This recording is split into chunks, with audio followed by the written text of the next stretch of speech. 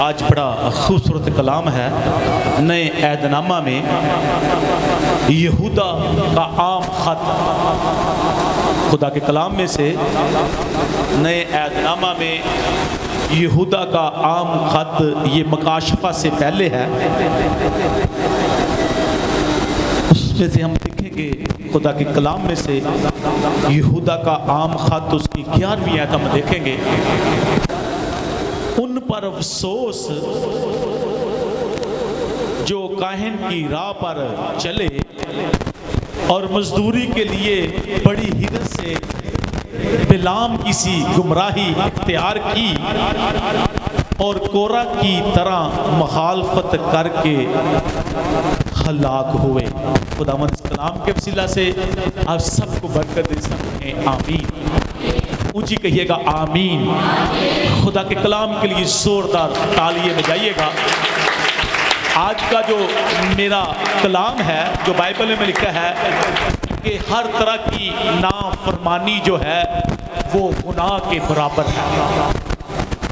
Bible में लिखा है जिसने कहा खून ना कर, उसने कहा ज़ना ना कर। हम खून नहीं करते, ज़ना कर लेते हैं, इसलिए मतलब है हमने खुदा के कलाम की नाफरमानी की, हमारी जिंदगी पाक नहीं रहती। यहाँ पर लिखा है बड़ी खूबसूरत आयत, जिसको मैं दोबारा आपके साथ पढ़ना चाहता हूँ। लिखा है उन पर अफसोस जो कायन की राह पर चले। कायन ने क्या किया था? उसके अंदर जेलसपन आया। उसका भाई जो हाबिल है, उसके हदिये को, उसकी कुर्बानी को खुदा ने कबूल किया और इसकी कुर्बानी को रिजेक्ट किया गया। इसके हदियों को कि खुदा नियत को देखता है, खुदा पकीज़गी को देखता है, और इसको गुस्सा आया और इसने अपने भाई का क्या कर दिया? कत्ल कर दिया, खून कर दिया। और उसके स्वभाव से जमीन जो है वो लानती होगी। खुदा ने कहा अब तू अपनी जमीन को जोतेगा और मेहनत करेगा, फिर तुझे रोटी जो है वो मिलेगी। अगली बात देखते हैं, बिलाम को हम देखते हैं। अगली बड़ी खूबसूरत बात है, अगले हिस्से में लिखा है और मजदूरी के लिए बड़ी हिरत से बिलाम किसी गुमराही इख्तियार की। जो आज भी बिलाम नबी जैसी गुमराही इख्तियार करते हैं, बाइबल बताती है उन पर अफसोस। पहले कायन पर, जो काहिन की तरह गुस्से में आकर कत्ल करते हैं, गुनाह करते हैं, खुदा के हुक्म की नाफरमानी करते हैं। इसी तरह आगे बिलाम, उसको नबी कहा जाता है, मैं शाम कहते हैं बिलाम नबी। ये आप गिनती की किताब देखें, 22 और 23वां चैप्टर पढ़ के देखें। जब गदी बोली थी, बनी इस्राएल कौम जो है वो मुल्के मिस्र से गुलामी से निकल कर आ रही थी, और जहां भी जाते खुदा उनको फतह से बढ़कर गलबा देता और सब कौमों पर उनका खौफ छाया हुआ था और लोग डरते थे। जो सुपर ताकत थी वो भी डरते थे। लोग कहते थे कि ये वो कौम है जिसको खुदा मिस्र से निकाल कर लेकर आ रहा है, और इनके आगे बहरे कुलज़म जो है वो भी 2 हिस्से हो गया। खुदा ने इनके लिए वो बहरे कुलज़म में से रास्ता बना दिया। ये खुदा के चुने हुए लोग हैं, लोग डरे हुए थे। लेकिन लिखा है मोआब का बादशाह बिलक बादशाह जो है, उसने क्या किया? बिलाम नबी को पैगाम भेजा, तू मेरी खातर आ, मैं तुझे दौलत दूंगा। लिखा मजदूरी की हिरस, तुझे मैं दौलत दूंगा, जो तू मांगेगा तुझे दूंगा, तुझे अच्छा ओहदा दूंगा, तू आ मेरी खातर इस कौम पर क्या कर, तू लानत कर, इस पर लानत कर। बिलाम ने पहले कहा कि मैं नहीं जाऊंगा, आज रात मेरे पास ठहरो, जो मुझे खुदा कहेगा मैं वो बात आपसे कहूंगा। खुदा ने कहा इन लोगों के साथ नहीं जाना। बिलाम ने कहा नहीं मैं नहीं जाऊंगा। बड़ा अच्छा, यहां तक वफादार है खुदा का, खुदा का हुक्म मान रहा है, खुदा का ताबेदार है, मैं नहीं जाऊंगा। फिर बिलक बादशाह ने और अपने उससे भी जो इज्जत के लायक ज्यादा लोग थे, जो ज्यादा इज्जतदार थे, उनको भेजा। उन्होंने भी आगे से कहा मेरे पास ठहरो, आज रात मैं पूछता हूँ खुदा क्या कहता है। खुदा ने कहा तू जा इनके साथ, लेकिन जो मैं कहूंगा तू वही वहां पर करना। इसने कहा ठीक है मैं तुम्हारे साथ चलता हूं। उसके बावजूद भी गधी, जब इसने गधी को 3 बार मारा, मैं शॉर्ट अपने टॉपिक के रेफरेंस और आपके साथ शेयर करना चाहता हूं, तो इसने क्या किया, गधी बोली और ये वहां चला भी गया और इसने क्या किया जी, हरकत की इस्राएल कौम को। आप पढ़ के देख लें 23वां चैप्टर गिनती की किताब, लिखा है इसने कहा मैं खुली आंख की रोया देखता हूं, मैं खुदा को सिजदा करता हूं। ये कौम ऐसे है जो खुदा की चुनी हुई है, इसके अंदर जंगली सांड जैसा जोर है, कोई इसका सामना नहीं कर सकता। वो गिनती 23वां आयत में कहता है कि इस्राएल पर कोई अफसून, कोई जादू भी नहीं चल सकता। देव उनको बरकत रहा है, लेकिन जब इसके अंदर लालच आया, 7 जगह पर बिलक बादशाह ने कुर्बानियां गुजारी, इस पहाड़ पर, इस पहाड़ पर, इस एंगल पर, शायद यहां पर खुदा कहे कि इस पर लानत कर, लेकिन 7 बार इसने बनी इस्राएल कौम को क्या दी, बरकत दी। लेकिन जब ये वापस आने लगा, बादशाह ने बताया मैंने तुझे ये चीजें, ये गिफ्ट देने थे, इतने पैसे देने थे, इतना इनाम देना था, तो इसके अंदर क्या आया, लालच आया। यहां पर लिखा है मजदूरी की हिरस, उसने क्या की, बिलाम नबी ने गुमराही जो है वो अख्तियार कर ली। इसने उनको कहा मैं तुम्हें एक मशवरा देता हूं। मशवरा क्या है, तुम बनी इस्राएल कौम के साथ अपनी बेटियों की शादियां करो। जब इनकी शादियां आपकी बेटियों के साथ होंगी, उनके साथ क्या करेंगे, आपके मंदिरों में आएंगे, मंदिरों में कुर्बानियों का गोश्त खाएंगे, बुत परस्ती करेंगे, क्योंकि हर शख्स बीवी की बात मानता है। और ये भी लिखा हुआ है कि वो शरीके हयात है, आपकी लाइफ पार्टनर है, वो उसके लिए गुमराही का स्वभाव भाने के लिए आगे हम देखेंगे।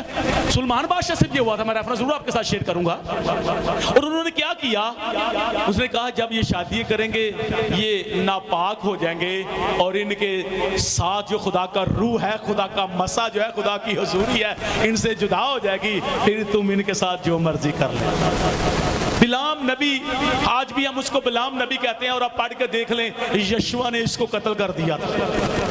यशुआ जब मूसा की जगह पर वो तख्तनशीन हुआ, वो बनी इस्राएल कौम का वो लीडर बना, रहनुमा बना, तो जब बिलाम से उसकी मुलाकात हुई तो उसने उसको कत्ल कर दिया था। वो नबी कई दफा नबी होते हुए भी, खादम होते हुए भी, पास्टर होते हुए भी, ओ एवेंजलिस्ट होते हुए भी, मुबशर होते हुए भी, एल्डर होते हुए, डीकन होते हुए भी हमारे अंदर लालच आ जाता है। हम गुमराही पर चल पड़ते हैं, हम खुदा के कलाम को नहीं मानते, हम अपनी मर्जी, दौलत के लिए, लालच के लिए, चीजों के लिए अपनी मर्जी कर लेते हैं, और फिर हम रिजेक्ट हो जाते हैं और गिर जाते हैं। और बिलाम नबी को देख लो उसका क्या हाल हुआ था।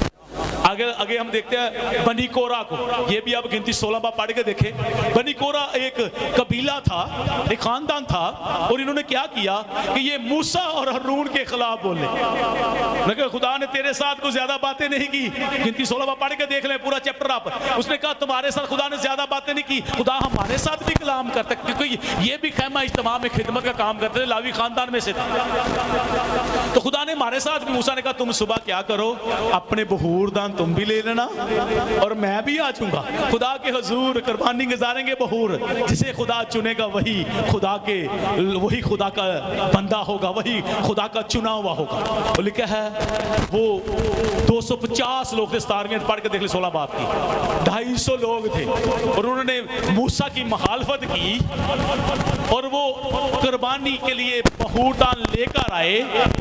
और लिखा है खुदा ने कहा मूसा तू इनके पास से हट जा, और मूसा ने दूसरे लोगों को भी कहा इनके पास से क्या करो, हट जाओ। और मूसा ने कहा अगर आज जमीन फटे और इन सारे लोगों को अपने अंदर जज़्ब कर ले, तो फिर तो खुदा ने मुझे क्या किया है, चुना है।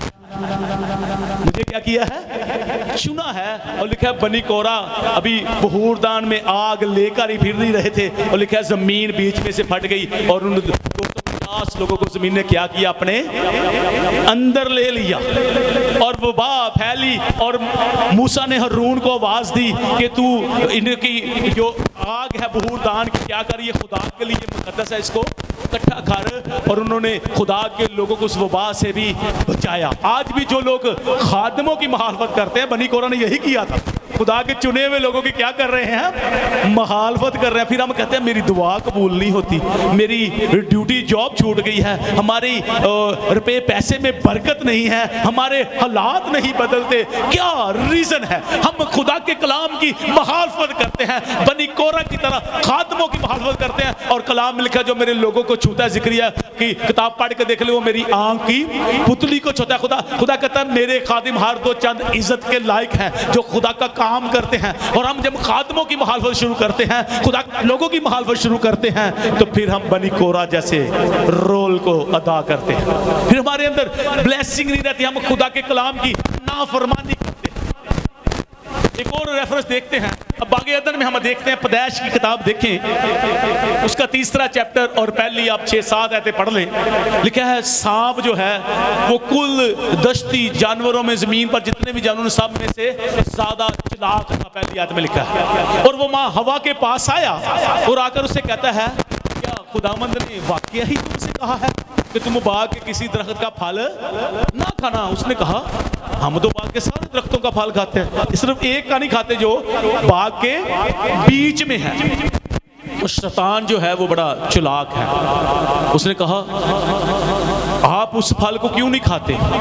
खुदा ने इसलिए मना किया है जब तुम खाओगे तो तुम्हारी आंखें क्या होंगी, खुल जाएंगी, तुम्हारी आंखें खुल जाएंगी, तुम नेकी और बदी में पेशान करने वाले खुदा की मानिद बन जाओगे, खुदा की मानिद बन जाओगे।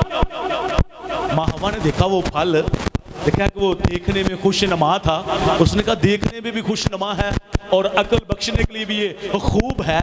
और उसने उससे लिया और उसको खाया और उसने अपने साथी को भी, जो शरीके हयात की बात कर रहा था, शरीके हयात ने अपने लाइफ पार्टनर्स को, हमारा जो जिस्मानी बाप है, बाप आदम को भी खिला दिया, खिला लिया और दोनों से गुनाह हो गया। ना तो वहां पर उन्होंने शराब पी, ना किसी का कत्ल किया, ना कोई चोरी की, सिर्फ खुदा के कलाम की ना फरमानी की। खुदा ने कहा था सारे दरख्तों का फल खाना, सिर्फ जो बाग के बीच में एक दरख्त है उसका फल। और उन्होंने खुदा के हुक्म की नाफरमानी की, खुदा के हुक्म को रिजेक्ट किया और खुदा ने उनको क्या किया, बागे अदन से।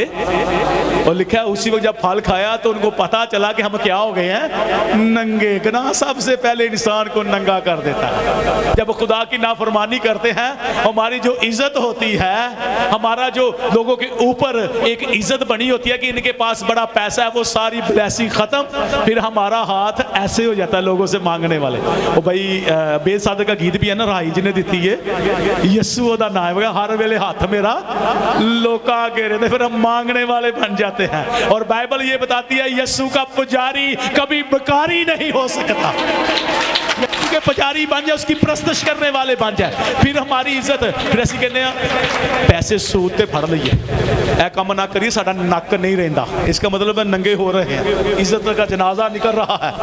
हम क्या कर रहे हैं? अगर इस ब्लेसिंग को रिसीव करना चाहते हैं, रुपए पैसे की, खुदा की ब्लेसिंग को, तो खुदा के कलाम पर अमल करना सीखिएगा, खुदा की प्रस्तश करना सीखिएगा, खुदा के पुजारी बन जाइएगा, यीशु की प्रस्तश करने वाले बन जाइएगा। हर संडे को पहले खुदा को पहला दर्जा दें, पहले उसकी वर्शिप करें, पहले उसकी इबादत करें, फिर आप दूसरे कामों पे, किसी चलीसवे में जाना है, शादी में जाना है, जहां भी जाना है, आप बाद में 12 बजे के बाद भी जा सकते हैं। यीशु को पहला दर्जा देना शुरू कीजिए। इन्होंने खुदा के कलाम की क्या की है, खुदा के हुक्म की नाफरमानी। अब मैं मूसा की बात करूं, वहां पर मूसा हीरो है 16 बाब में। मूसा ने भी एक जगह पर नाफरमानी करी। आप इस्तिशना 3 बाब उसकी 22, 23, 24 आयत पढ़ के देखें। मूसा ने खुदा के आगे दुआ की, रिक्वेस्ट की। उसने कहा खुदावंद अब तूने अपना जलाल मुझ पर जाहिर करना शुरू किया है, मैं तुझसे एक रिक्वेस्ट करता हूं कि मुझे भी दरिया पार उस मुल्क में जाने दे, मुल्क कनान में। खुदा ने कहा मूसा इस टॉपिक पर, इस मजमून पर मेरे साथ आंदा कभी बात ऐसे टॉपिक दे मेरा गल ना करना, मुंह बंद कर, कभी भी गल ना करना इस टॉपिक, इस बात को मैं सुनना पसंद ही नहीं करता। आप इस पिछला जाकर पढ़ के देखें 3 चैप्टर को। खुदा ने कहा इस मजमून पर, इस टॉपिक पर कभी मेरे साथ बात ना करना मूसा। और मूसा ने किया तो क्या था, उसने भी खुदा के हुक्म की नाफरमानी हो गई थी। जब बनी इस्राएल कौम बुड़बड़ा रही थी हमें पानी दे, तो खुदा ने कहा सामने चट्टान है, आप पढ़ के देख ले, खुदा के कलाम रोज की किताब 17 बाब पढ़ के देख ले। उसने कहा सामने चट्टान है और उस चट्टान को जाकर क्या कहा कि पानी दे, कह जाकर। लेकिन मूसा ने क्या किया, उस चट्टान को 2 बार लाठी मार दी। और पहला करंथियों 10 बाब पहली पढ़ के देख ले, पहली से 4 आयतें पढ़ के देख, लिखा है उन सब ने एक ही रूहानी चट्टान में से पानी पिया और एक ही उन्होंने बपतिस्मा लिया। और लिखा है और एक रूहानी चट्टान जो है वो मसीह था। बाइबल ये बताती है वो चट्टान उनके साथ जो चलती थी वो यीशु मसीह था। और खुद बाप ने कहा कि मेरे बेटे ने एक बार खाना था और तूने उसे कहना था कि पानी दे, लेकिन तूने लोगों के सामने क्या किया, मेरी बात नहीं मानी। तूने अपने आप को हीरो बनाने की कोशिश की है, तूने अपने आप को रिप्रेजेंट किया, मुझे नहीं किया। और तूने चट्टान पर 2 बार लाठी मारी, इसलिए तूने भी मेरे हुक्म की क्या की है, नाफरमानी। तू उस मुल्क में दाखिल होने नहीं पाएगा। और आज बाइबल में लिखा आप कितनी दफा नाफरमानी करते हैं। कलाम में लिखा है ज़बूर 68 उसकी 21वीं आयत में लिखा है मतवातर गुनाह करने वाले की मैं बालदार खोपड़ी क्या करूंगा। हम बार बार गुनाह करते हैं क्योंकि ब्रानियों। आप 6 बाब 4 से 6 आयत पढ़ के जिनके दिल एक बार रोशन हो चुके हैं, रूहानी बख्शिश का मजा चख चुके हैं, अगर वो दोबारा से अगर वो गुमराह हो तो उनको तौबा के लिए नया बनाना नामुमकिन है। क्योंकि जो ऐसा करते हैं वो यीशु को लानिया जलील करके दोबारा क्या करते हैं, हम तौबा करते हैं फिर गुनाह करते हैं, तौबा करते हैं फिर गुनाह करते हैं, फिर नाफरमानी करते हैं। बाइबल ऐसे लोगों को पसंद। अल्लाह मूसा को खुदा ने चुना था, खुदा मूसा के साथ डायरेक्ट बातें करता था, खुदा ने उसको अच्छा लीडर बनाया। आज भी दुनिया कहती है, बाइबल बताती है, दुनिया की हिस्ट्री भी कहती है कि मूसा जैसा ग्रेट लीडर आज तक पैदा नहीं हुआ। लेकिन फिर भी जब उसने खुदा के हुक्म की नाफरमानी की तो खुदा ने कहा तू उस मुल्क में दाखिल नहीं होगा। अब देख ले हम क्या करते हैं। कलाम लिखा तुम बातों बातों में खता ना करो, तू अपने मुंह की बातों से क्या ठहराया जाएगा, मुजरिम ठहराया जाएगा। एक और बादशाह खुदा ने कहा सैमुएल को इसको क्या कर, तू मसा कर। साउल जो इस्राएल का पहला बादशाह है, सही है ना। आप पहला सैमुएल 15 बाब उसकी 22-23 पढ़ के देख ले। खुदा ने कहा जा अमालिकियों के साथ क्या कर, जाकर जंग लड़ और वहां पर सारी चीजों को, जानवरों को, भेड़ बकरियों को, इंसानों को, हर चीज को आग से जला देना। और सैमुएल ने फतह पाई, बड़ा खुश था। साउल ने फतह पाई, बड़ा खुश था, आ गया अपनी जगह पर, अपने मुल्क में वापस आ गया। और सैमुएल इसको मिलने के लिए गया, सैमुएल नबी जो है जब मिलने के लिए गया तो इसने कहा खुदावन मुबारक हो जिसने हमें फतह से बढ़कर गलबा दिया है। साउल बादशाह ये कह रहा है। सैमुएल ने उसे कहा अच्छी बात है तूने फतह पाई, हाँ खुदावन मुबारक हो, लेकिन तूने खुदा की बात नहीं मानी। उन्होंने कहा मैंने खुदा की बात मानी है, मैंने अमालिकियों पर फतह पाई, सब मैंने मर्दों को, औरतों को, बच्चों को, सबको मैंने खत्म कर दिया है। उसने कहा फिर ये मुझे बकरियों के मैं मनाने की और गाय बैल की आवाज कहां से आती है। तो आगे से साउल पता क्या कहता सैमुएल नबी को, उसे कहता ये तो मेरे सिपाही ले आए हैं अच्छे अच्छे खूबसूरत जानवर ताकि खुदा के लिए क्या करे, कुर्बानी दे। तो वहां पर मुझे 22-23-24 पढ़ के देख रहे। उसने कहा हुक्म मानना कुर्बानी चढ़ाने से, हुक्म मानना कुर्बानी चढ़ाने से बेहतर है। खुदा का हुक्म मानना, खुदा का कलाम मानना, खुदा की फरमाबरदारी करना वो बेहतर है कुर्बानी चढ़ाने से।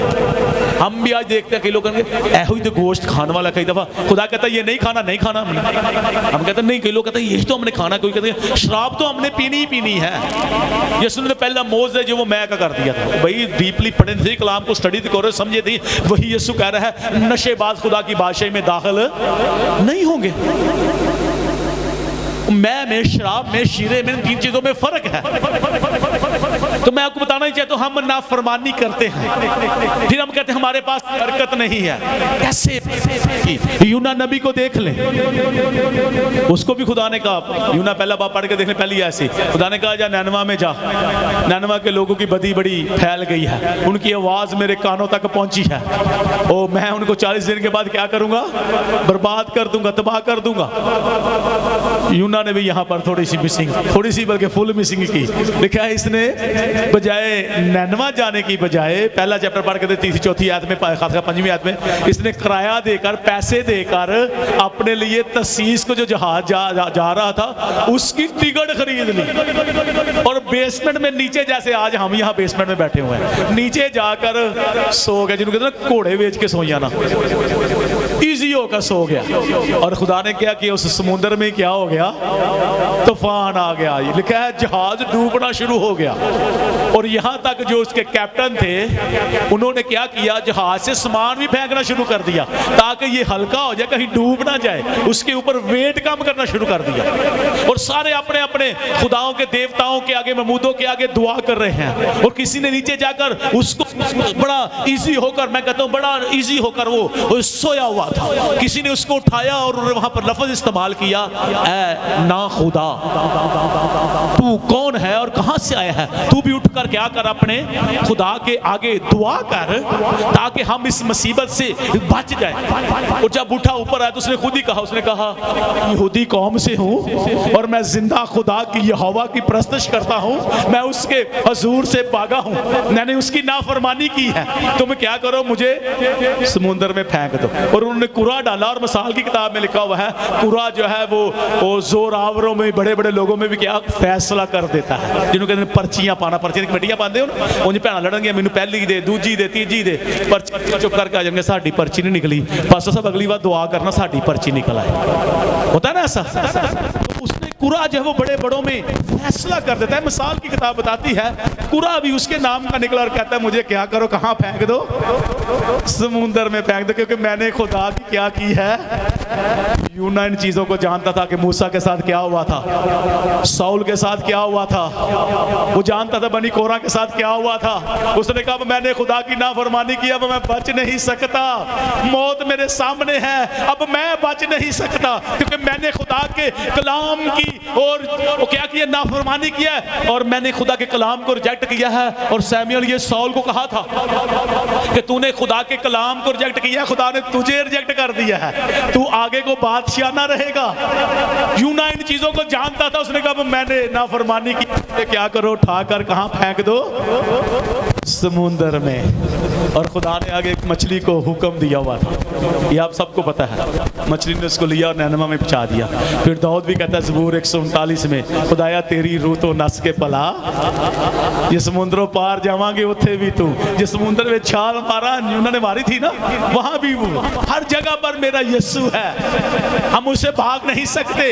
इसलिए बेहतर रास्ता ये है मेरी बहन, मेरे भाई, मेरे बेटे, मेरी बेटी, कि हम खुदा की राह पर चलना शुरू कर दें, हम उसके पीछे चलना शुरू कर दें। हमारी लाइफ जो है वो फ्रूटफुल हो जाएगी, ब्लेसिंग वाली हो जाएगी, हमारी फैमिली ब्लेसफुल हो जाएगी, हमें दुनियावी जिस्मानी रूहानी बरकत मिल जाएगी। यीशु को चुन लो, यीशु के पीछे चुनो। एलिया ने भी कह दिया फैसला कर लो तुम किसकी परस्तिश करोगे, यहोवा के हो, यहोवा के हो जो, बाल के हो तो बाल के हो जो। और यही बात यीशुआ ने भी कही थी, उसने कहा था फैसला कर लो, इस आयत में गीत भी बना हुआ है, तुम किसकी परस्तिश करोगे। उसने कहा रही मेरी और मेरे घराने की बात, भाई रूफान की तरह उसने कहा रही मेरी और मेरे घराने की बात, हम तो खुदा की क्या करेंगे, परस्तिश, हमेशा खुदा की परस्तिश करेंगे। सिर्फ अकेले चर्च आना शुरू ना करें, अपनी फैमिली को, अपने बच्चों को, अपनी बीवी को, अपने खानदान को साथ लेकर यीशु के पीछे चले, फिर आपको बरकत मिलेगी, फिर आपकी जिंदगी फ्रूटफुल होगी। यीशु को चुनो, यीशु को चुनो, नाफरमानी को छोड़ दो। आज तक जो हमने जितनी नाफरमानियां की है, लिखा हर तरह की नाफरमानी गुनाह के बराबर है।